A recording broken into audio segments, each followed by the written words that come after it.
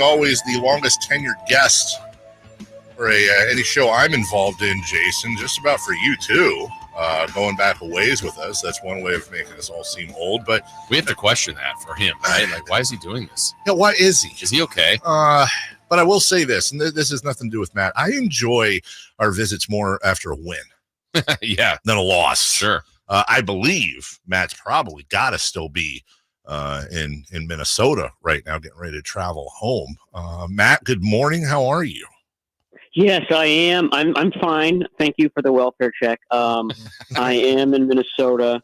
I'm right now kind of going over the game again. I do the follow-up feature I call Minutia Monday, where I try to sort out some things. And I'm right when you guys called, I'm on that fateful play right before the half. Like Charvarius Ward has the interception, and then he doesn't. So, I mean, it doesn't get any more pivotal than that sequence, and trying to figure out the logic of it and what happened and how luck plays into all of this. And this is where the game really kind of hinges. Yeah, I want to ask you about that play because, I mean, again, you see the keyboard warriors, those on social media going, why would they bring a blitz there? Like, look, same play, not same play. The result earlier in the first half was kind of a 50-50 ball that Ward ripped away. This one not only is ripped away from Ward, but the fact that they scored was such the killer. So when you're looking back at it, Matt, what do you see? Well, lots of things obviously go wrong. I mean, they do send an all-out blitz, but a couple of their blitzes just sort of they don't commit to the blitz. They just kind of hang out at the line of scrimmage. They're in this no man's land. I'm not exactly sure what Talanoa Hufanga is doing. He's on the line of scrimmage, but he doesn't really ever come at Cousins. So you're blitzing, but you're not benefiting from the pressure of a blitz. They do have a safety back there in Tashawn Gibson, but he comes up along with Fred Warner to try to stop one of the receivers, and that, of course, leaves Charvarius Ward with no support behind him. And you're right, if Ward catches that ball cleanly, if he makes a hands catch on that ball, and there's very little zip on that ball, Cousins throws it from his back foot. It's just a misplay in that regard. I mean, I think Charvarius Ward did a great job of reading it, breaking on it. He just doesn't catch it. And the ball gets to his body. He probably still would have come up with a catch, but when it does, it gives Addison the ability, and we all saw this part, to just kind of rip it away from him and then take off with nobody between him and the end zone. So that's what happened. Lots of things go wrong on that play. Matt Barrows of The Athletic with us. Your colleague at The Athletic, David Lombardi, pointing out October 24th, 2021, the Niners defense gave up 30 to Carson Wentz. The following year, October 23rd, the Niners defense was destroyed by the Chiefs. And last night, they were carved up again by Kirk Cousins. I say that because, coincidentally, it's all around the same date. But I'm asking you, and I know this is a tough one here, is it fair, in your opinion, for Niner fans to maybe raise an eyebrow at Steve Wilks? Yeah, I think it is. I mean, he's the newcomer, and he's asking them to do something that they normally haven't done before, which is blitz the quarterback. And so you have to look at that. Is that part of the issue? I'm not done with this game, but like I just noted on that fateful play, it was all going to work out right. They were going to come up with a huge interception on it. And it was sort of an individual lapse that allowed it to happen. So I know that people were steamed about it. Why were they blitzing on that play? I'm not sure. And certainly the blitz, allowed this guy to run untouched into the end zone, but the play looked like it was going to work and work in a big way. Give the 49ers a chance at points at the end of the half instead of the Vikings. And the other part of it is that, okay, so let's just rush four like the 49ers always do. They're great when they rush four. Well, I mean, they did that for the bulk of the game. Really, they didn't blitz a lot in this contest. It was mostly the front four rushing, and they never hit home.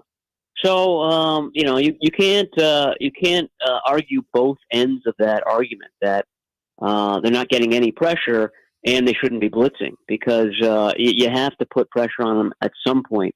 You can't let Kirk Cousins have a clean pocket, and he had a clean pocket for the bulk of the game. This was a case where he didn't. Bosa, actually, I should have pointed this out.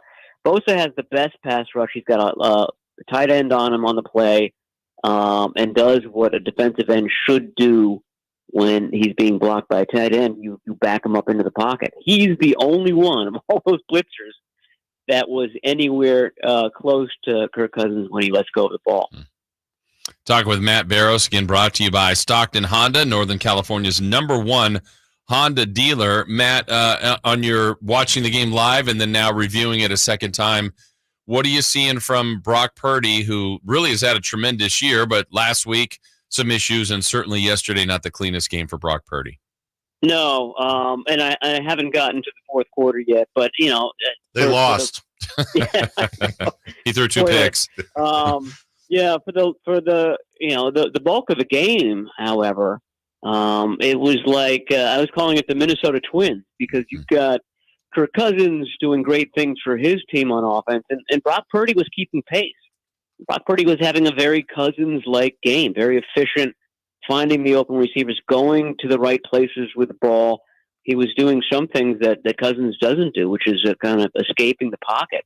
Had a big 17-yard gain, when the pocket collapsed on him. He didn't enjoy as good protection as Kirk Cousins did, but he was making the most of it. And like I said, for a while there, it was him and really nobody else. And then Christian McCaffrey started to step up, and he spread the ball around to Ayuk and to Kittle, and they got very close. The bad play, obviously, is the one to Juwan Jennings, and if it looked like he was just kind of throwing it randomly to a spot, he was. He lost sight of Jennings amid that pass rush, and sort of made a guess about where he was going to be. And Jennings had made an adjustment. He wasn't in that spot. A Vikings defender was, and they got the interception. So, I mean, to me, that kind of shows you, obviously, that was a bad play. He shouldn't have thrown the ball, but that's where Brock Purdy's mind is. I mean, he's able to kind of figure out, even when he's not seeing the receiver, where he thinks the receiver ought to be. And most of the time that works out. In this instance, it absolutely did not. Matt, I wanted to ask you this yesterday if we had spoken. Now coming off of the loss, and we now know the stats. Christian McCaffrey, by the numbers, with the exception of the fumble, had a pretty good game. I was very much against starting him after hearing the slight oblique tear, just for the simple logic, nothing complicated, that better to have him end a year postseason than to have him obviously injure himself further and perhaps miss more time. Could you talk a little bit about what you found out behind the scenes as to why they put him in, assumingly risking that he could injure himself further? Yeah, I mean, their take is that it's an injury where you can't do any more harm, or at least it would be very difficult to. They felt confident about that. It's a pain management issue. I had a hard time telling if he was hurt or not. He seemed like the Christian McCaffrey from the first 6 weeks in that game, and he certainly was used as if he was. There was a brief cameo from Elijah Mitchell, but that was it. McCaffrey was in for the rest of that contest. So I don't think that he was affected. He didn't talk about it afterwards. I think he thought that if he did, it would sound like making an excuse. And of all the 49ers, and I wrote about this, is the overarching emotion in that locker room was anger. There were a lot of really upset guys, and McCaffrey was one of them. I mean, you could just see it in his face, contorted. He was not happy with himself. He was not happy with the team. And I think that there's a sense that they do everything right They didn't take these teams lightly. They practiced hard. They had good game plans in, and then when the game comes, they just lose their focus. They turn from what they think is a very good team into a team that is commensurate with the team that they're playing. They're being dragged down to the level of their opponents, and both of their recent opponents have done that. And I guess that's something that a team like the 49ers has to sort of figure out, is that you're going to get the best version of your opponent each week. And they haven't been able to kind of match that, certainly early on in these games. Matt, quick thought on Trent Williams. You expect him back this week?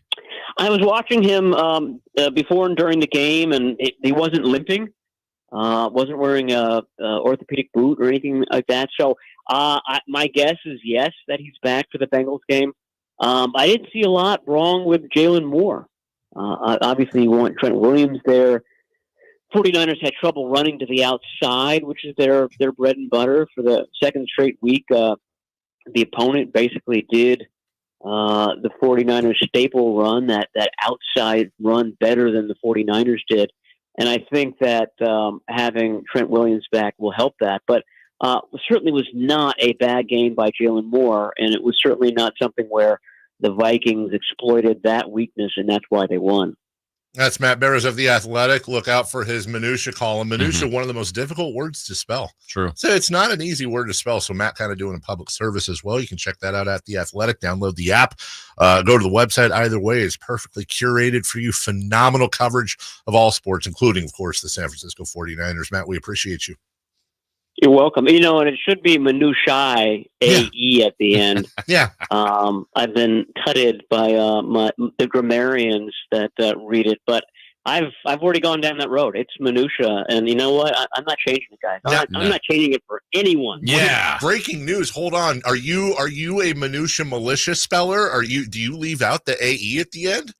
Yeah. Oh, minutia with just the A. I think that's right. No, it's AE. Whatever I'm doing, apparently it's wrong. Yes. Oh, we need some breaking news. We're going to need a panel and an investigation and the whole thing. Either way, I'll read it. I don't care how you spell it. We saved the big news for last. We glossed over it there. Hey, it's better. What was it last week? What did we do? Like what was our big analogy we were running through the whole? Oh, silver spoons in the buck. Yeah, the buck. Silver spoons. Oh yeah, that's a classic. We should. I think there's more meat on that bone. Literally. Yeah. Thank you, buddy. Talk to you soon. Have a safe flight back. All right. Thank you. Bye. Thank you. That's Matt Barrows. I can think of when you look at yesterday, it's not. You can break down the reasons for